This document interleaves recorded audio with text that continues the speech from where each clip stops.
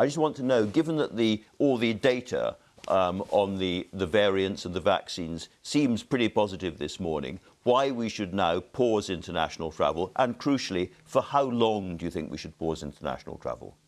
We're not talking about pausing all of international travel. We're talking about pausing very briefly. We're talking a matter of days, if not less, Andrew, to get this right. What I am saying is that the amber list countries should be shifted onto the red list. So you have that comprehensive hotel quarantining.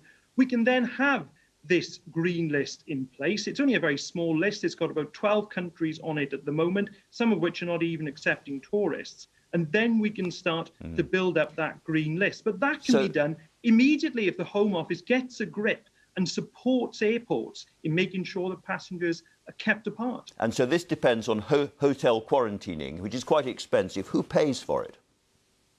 Well, clearly the hotel quarantining would be paid for by the passengers. You can have in other countries that have used this, you do have particular concessionary arrangements in place, like loans and other things that deal with particular situations, like, for example, a family member has died, you have to attend a funeral and other things like that. We're talking about a lot of money here. This is about £1,750 for every traveller. Doing that prices a lot of British people out of travelling at all.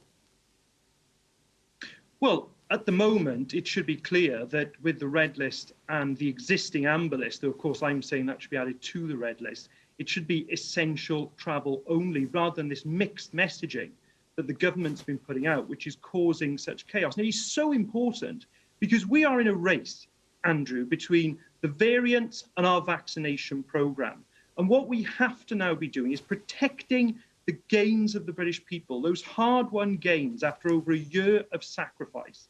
The greatest threat we face to our unlocking is a variant from overseas that threatens the efficacy of our vaccines. That's why we've got to do everything we practically can to prevent that outcome from happening.